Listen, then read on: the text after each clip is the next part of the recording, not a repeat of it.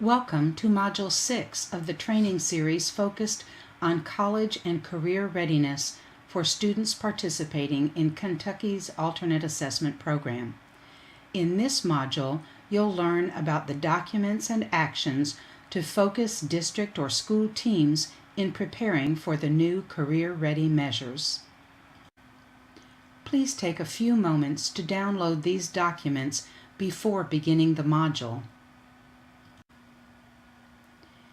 Gearing up for the new Career Ready measures requires systemic change. Not only are new assessment measures being implemented, but instructional and programming changes are needed. One individual cannot plan for or make the needed adjustments for systemic change. A district team is crucial when systemic change is required. Systemic change and implementation of new initiatives or programs occurs in three ways. One way is by letting it happen, meaning the program occurs without direction or intervention. Another option is helping it happen, meaning some interested employees figure it out on their own. It is preferable to make it happen. Making it happen means there is active use of strategies to support the adoption of the program or practice, active installation of supports for implementation of the program or practice, and implementation teams are accountable for change and progress. Implementation teams provide an accountable and sustainable structure to move a practice through stages of implementation with fidelity. This slide shows data about teams and the success of getting to implementation and outcomes. Implementation science research indicates that without a team, it would take 17 years to get a 14% implementation improvement outcome. With a team, research shows 80% implementation improvement in 3 years. As you can see, teams make a difference. During this training module, we will look at the process and documents that will be utilized by your CCR district team. All will assist teams in the steps needed to implement the new Career Ready measures. We will discuss in this order: the Kentucky Taxonomy for Transition Programming, the Kentucky District Self-Assessment for Improving Transition Education and Services, and CCR District Action Plan for Improving Transition Education and Services. Let's look first at the Kentucky Taxonomy for Transition Programming. Page 1 of the document includes an overview of the taxonomy. The taxonomy has been used nationally since 1994 and is based on a review of research. The taxonomy provides program attributes with all students with disabilities in mind. When the program attributes are in place within your district and classrooms, students with disabilities will be more likely to successfully transition from high school to post-secondary settings. The national document was revised for Kentucky use. It now includes current terminology and components specific to Kentucky. A glossary and appendices were also added to assist districts in our state. The Kentucky taxonomy also includes concepts related to the Career Ready components for students participating in the alternate assessment. As stated on the prior slide, the taxonomy is used as a basis for the district's self-assessment and action plan. The best way for districts to complete both is through a PLC format or team format. Team members need to understand the taxonomy components before going further in the process. The effective practices are organized into 5 major areas: student-focused planning, student academic and career development, interagency collaboration, family involvement, and program structure. Student-focused planning includes the IDEA requirements for IEP development and transition planning.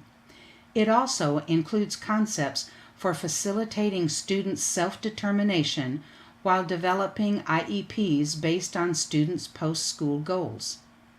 The component is broken into 3 sub-areas: IEP development, admissions and release committee meetings, and transition planning strategies.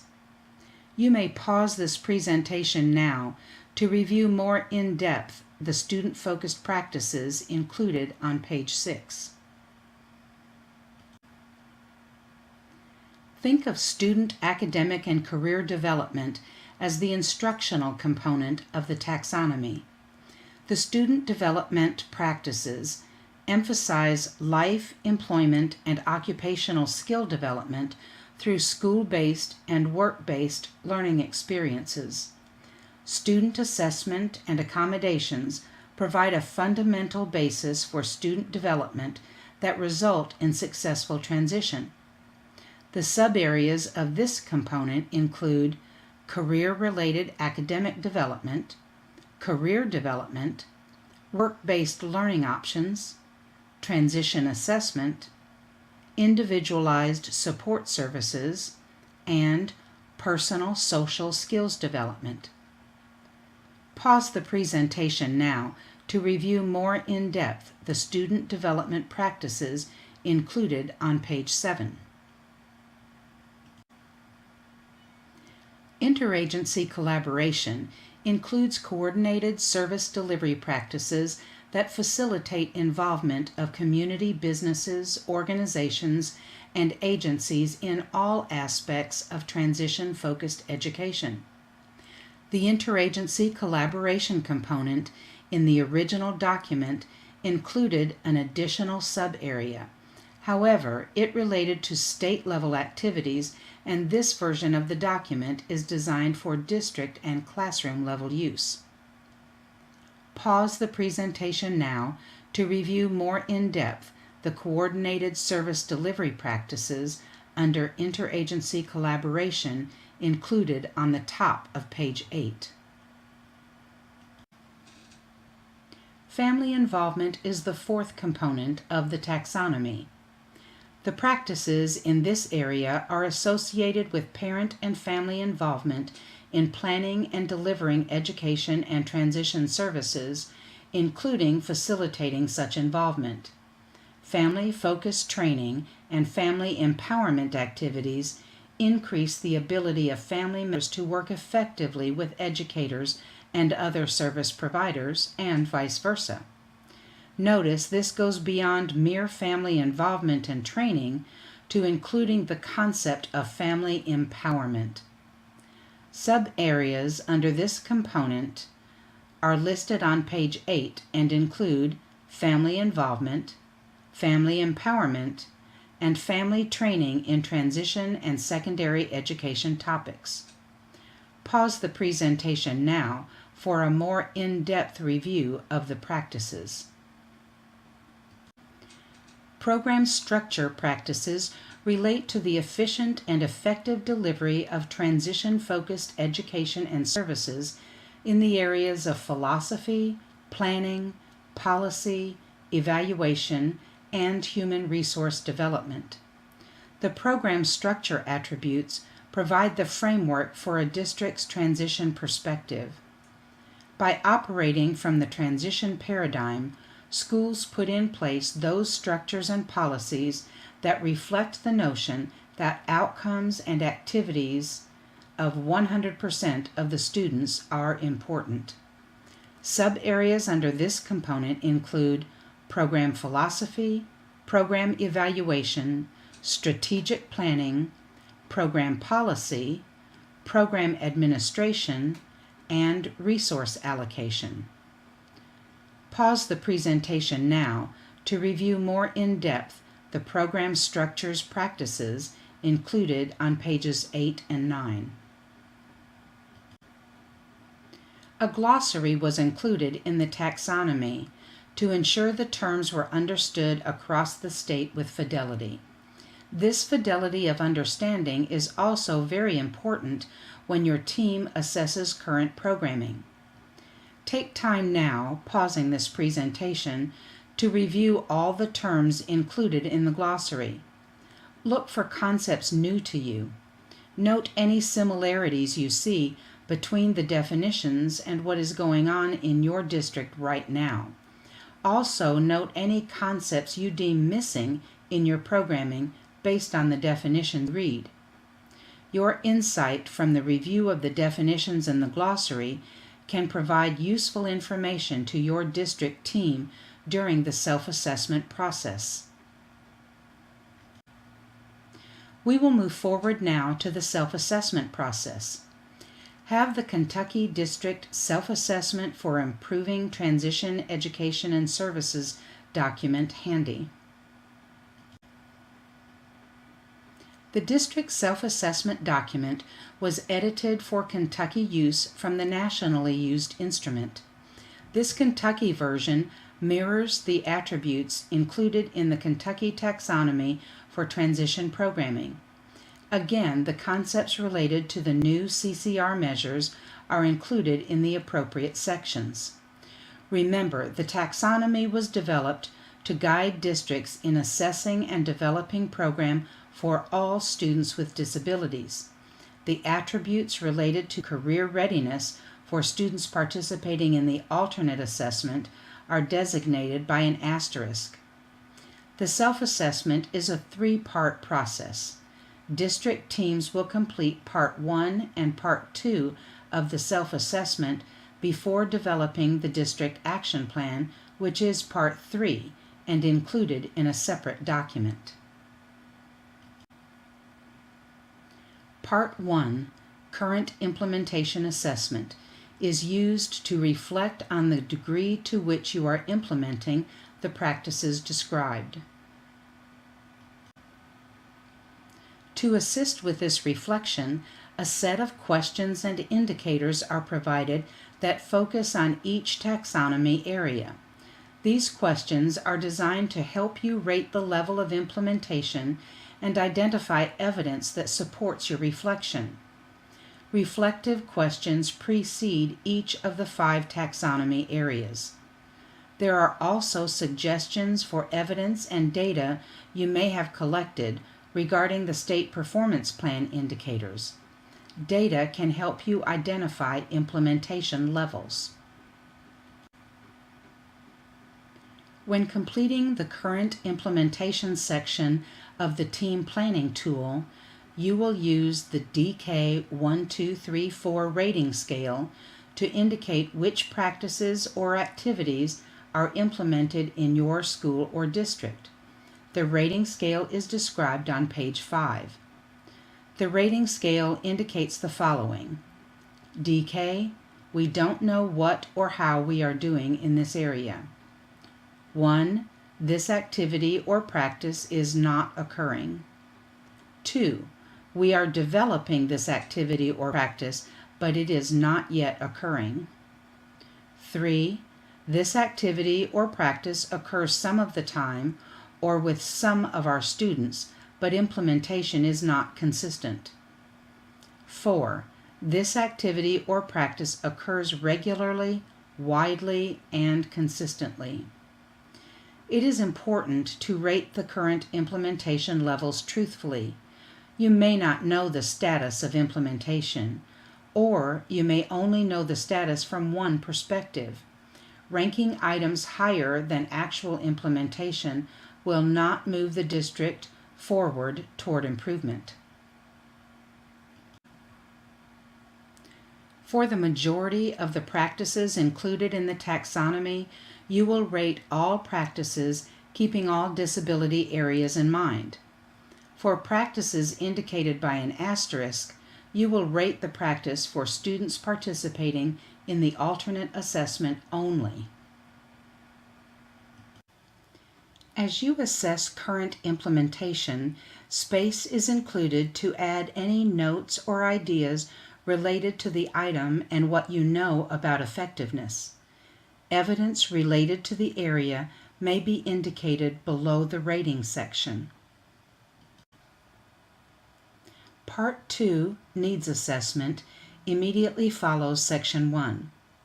Part 2 is used to consider the findings from Part 1 as you identify current strengths regarding the transition practices. Part 2 is also used to indicate areas needing improvement. For example, you may determine that some schools have high levels of student and parent involvement in IEP development, but others less so.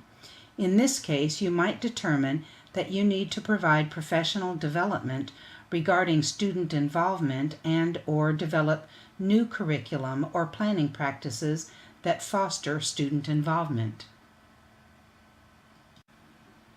After determining the strengths and needs, you will indicate a need as high, medium, or low priority. How important or what precedence should this take in your action plan? Is this a strong or intense need? Is the need halfway between the extremes of high and low? Is this need ranked small in degree or intensity? Also, determine how soon action needs to be taken.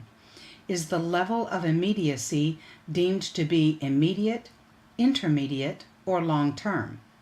Does this need require action without delay?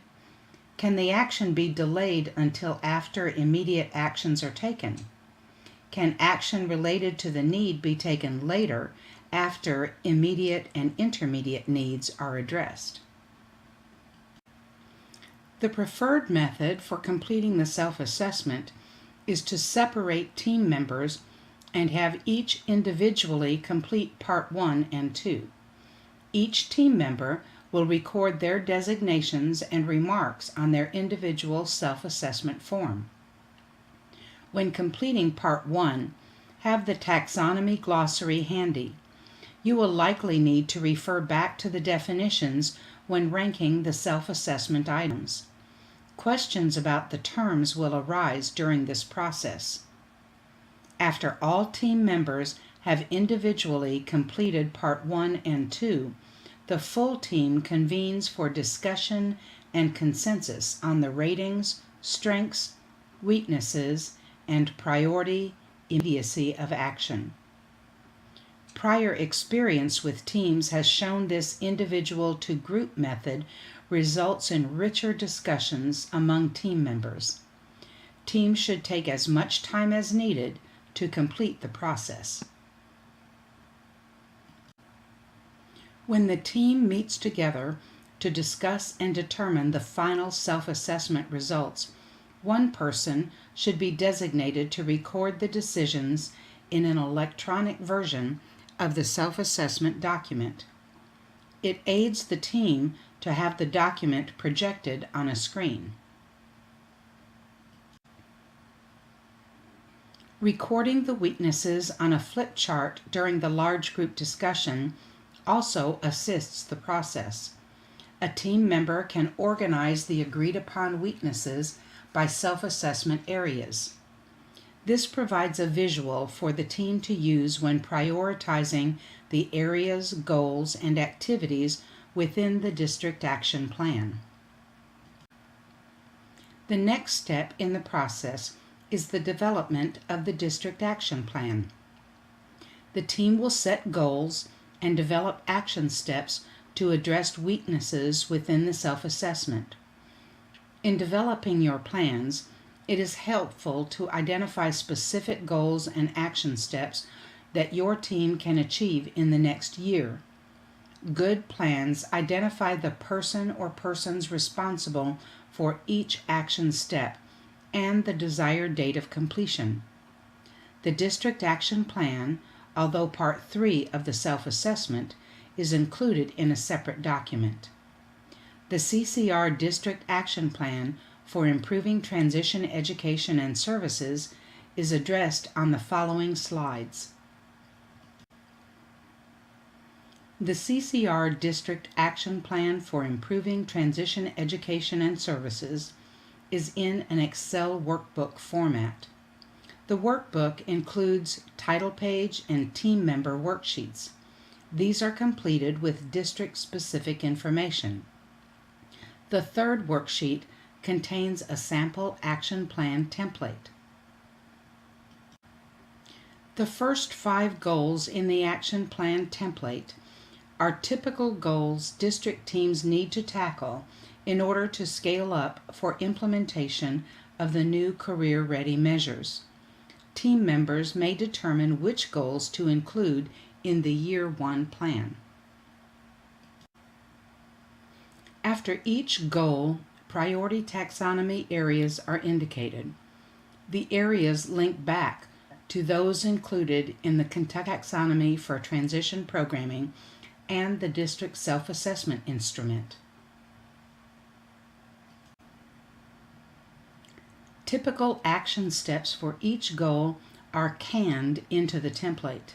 Team members may add, edit, or delete action steps based on the needs assessment results. Team members will indicate the year the action step will be implemented. This can be indicated by the number 1 or Year 1 in the year column, or the school year can be typed into the column. For each action step, the team needs to indicate who will do it and by when. Known who will do it options are canned into the template, but can be edited. The template includes a status column. Each time the team meets throughout the action plan year, the status should be updated within the document. Also, indicate the date each time the status is updated. Goal number 6 is optional based on the district needs assessment results. Goals number 7 through 10 are blank and provided for additional goals the team deems necessary. These goals may relate to other areas of the needs assessment that are not specific to the alternate assessment or for gearing up for the new career-ready measures. Remember, the action plan is written for a 1-year time. Be sure to include goals and activities attainable in 1 year's time. This determination should be based on the status and weaknesses determined by the district self-assessment. Activities to gear up for the career-ready measures are the priority of the plan. Other goals and activities are added if deemed a priority and can be addressed without overtaxing the team. The district action plan is completed on an annual cycle. Once the plan is completed, tasks will be completed by those assigned. Team members should be given time to meet as needed to work on assigned tasks. Cooperative consultants will provide coaching and follow-up support to team members. It is recommended the consultants meet with the teams 3 times per year. At the end of 12 months, the team revises the plan for the next year. This ends the training module for the documents and actions to focus district or school teams in preparing for the new career-ready measures. Module 7 will include information to assist with piloting the career-ready measures and classroom instruction.